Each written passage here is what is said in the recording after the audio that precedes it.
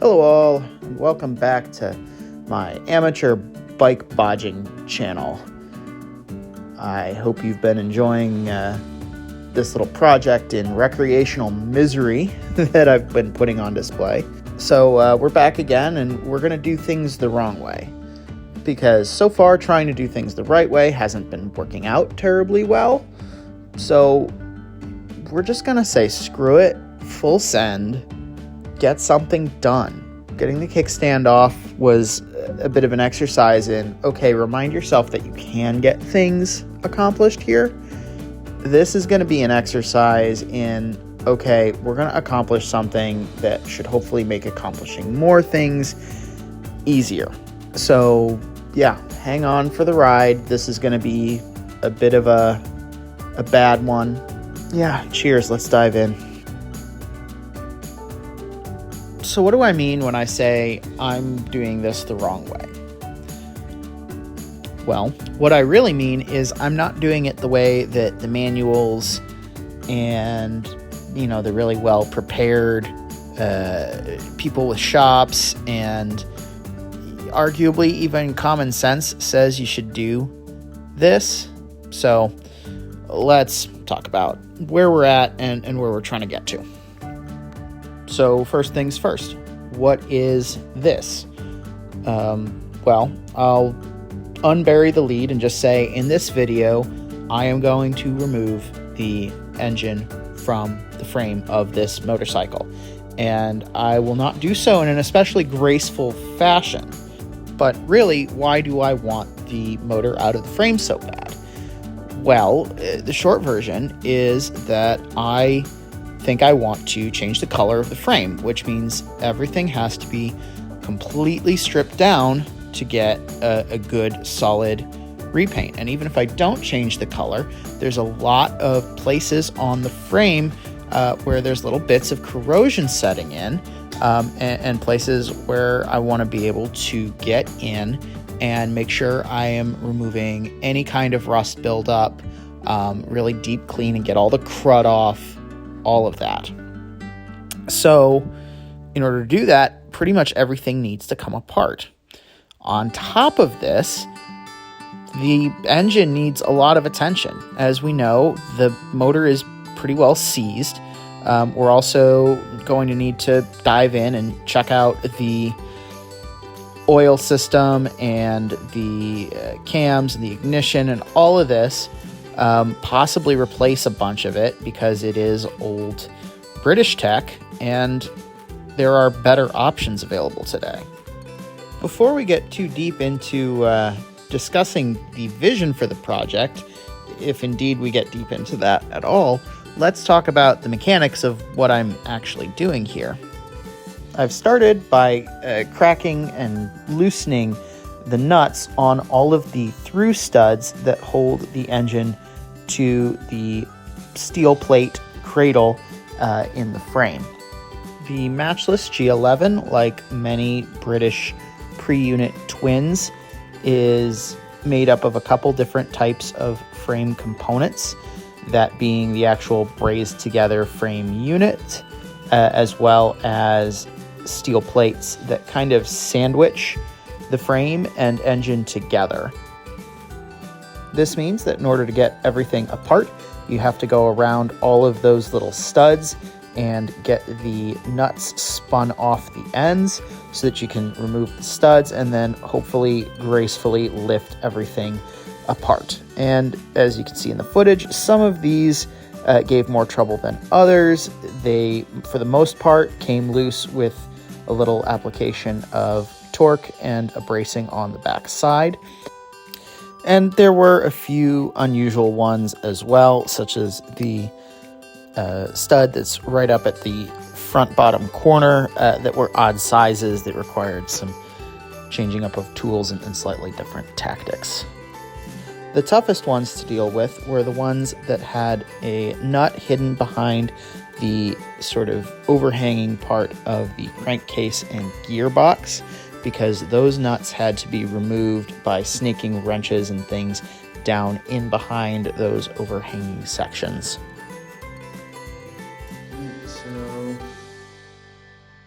vice grips here. Wrench hanging out from down there. Yikes. Hard to see, but it's on there, I assure you. Yeah, it's just the shiny bit. The cruel close-up on the engine cases shows another good reason to take the whole thing apart, and that's to get everything good and properly degreased. These machines weren't exactly known for being perfectly oil tight, and all those years of grit and grime that piles up, well, better to just clean it all out and try and start fresh as much as possible. To the extent that I can, I would like this build to feel like a new-ish bike, or at the very least a bike that has been kept up over the years and cared for rather than sat in a barn.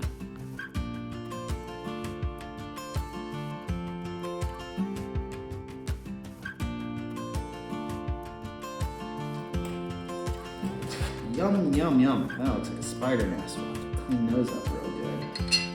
After I got all of the nuts on the studs loosened up, I started pulling out the studs. And as I did, I made my best effort to bag them with their hardware so that everything stayed together. Of course, put things together with their friends so we can keep track of what's what. Yeah, that is the one there. Some studs put up more of a fight than others, so vice grips, drifts, hammers, and things were used to help persuade some of the stickier, more hesitant ones to abandon their current post, but eventually the engine was free in its cradle. Once I had the engine free, I had a go at trying to lift it out and land it safely in a box, but it remained quite stuck. The geometry of the situation didn't really allow it to be lifted out, and it was very difficult to get a good grip on the thing. It's hard to say for sure, but I expect this thing weighs somewhere between 80 and 120 pounds as it sits. And it also occurred to me at this point that it was probably a good idea to put 80 to 120 pounds of cast metal somewhere closer to the floor, so that if I did have to lift it, it wouldn't be such a ordeal to try and get it back down to low level. And it's quite good that I did this, as we'll soon see. It was at this point that I decided that we were going to full send this thing and get the gearbox out and take the metal plates that hold everything together off, as well as the lower frame rails. So I started doing the same thing that I was doing on the engine studs, which is breaking loose the nuts and starting to pound out the studs where possible. This would involve a little bit of periodic cleaning and some penetrating oil being applied and reapplied around the frame. Frankly, I wasn't entirely sure what I was doing at this point, and I was more just working than working smart in an effort to just get stuff done. I do even have this problem as a motorcycle rider. You get the get there-itis, where you just want to plow ahead no matter what you're running into. If you're not sure really what you're doing, sometimes it pays to slow down. This would kind of bite me very quickly as things start to come apart. All right, that's now had a minute to soak. So let's see what we can do with this.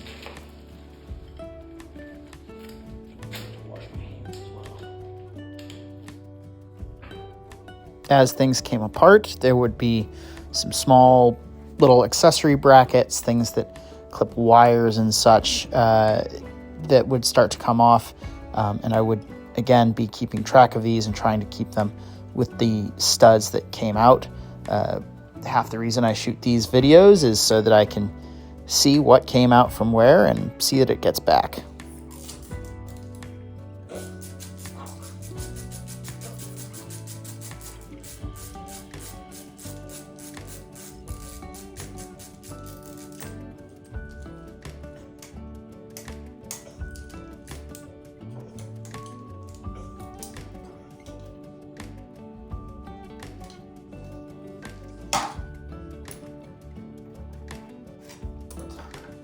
I need to get this out too.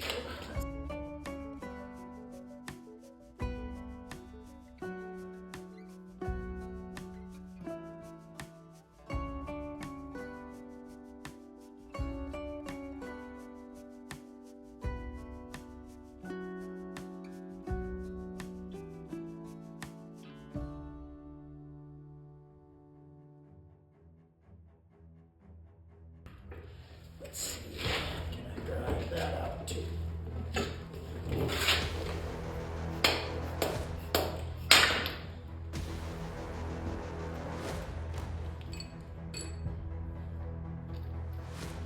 Not sure what that was. Let's see. It's still sticking.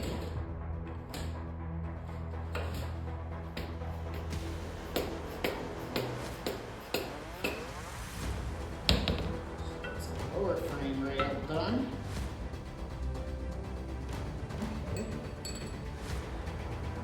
This motor just bigger. Maybe this size. Maybe this one. Oh, that should be.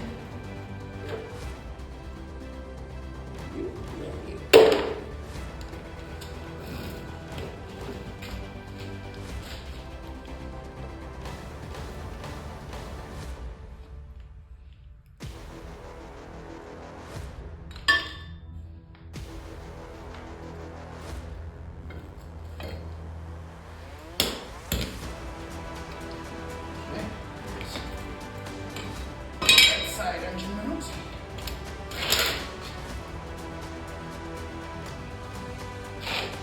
I can just lift you away now.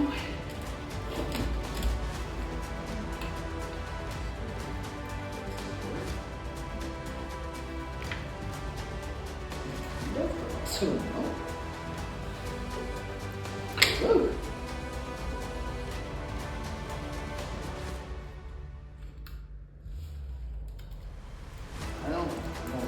This got all jiggy jaggy in ways I was not expecting. So let's see. Knock you out.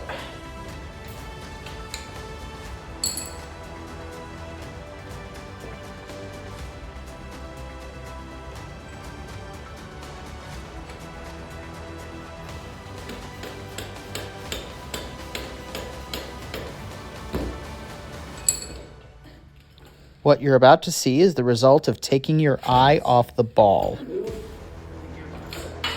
Okay, that's the gearbox away. Woo! Shit.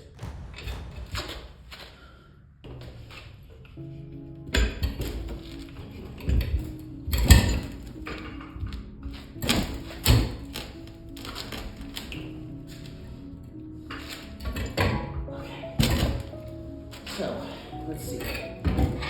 You're attached to the engine. So, mainframe is sit away. Okay, so I've got a blanket out, and I'm gonna put the engine on that and see if we can inspect it. Just make sure everything's okay. Feels all right. Whew. Easy now. Yeah. No, I think we're okay. Let's go for a close-up shot. So, this is the front side of the engine, which is where it kind of hit the bar there. But as you can see, the underside of the casting is all fine. So we're just gonna package that away, and we'll deal with that on the bench. Also, I'm just gonna put the towel in here real quick to help cushion it, because I get the feeling moving it around is gonna be a bit of a challenge, but it'll be, I think, easier in the box. So let's see what we can do. 1, 2, 3. Whoosh! No mean feat, that. Yeah, that was very dramatic, but it's out. And after that, all there is to do is start packing everything up as neatly as you can get it and take it downstairs to the workshop, which means packing everything reasonably neatly into boxes, getting it orderly, getting a sense of where everything is, and then manhandling it. And, well, here it all is. It'll be a bike again someday.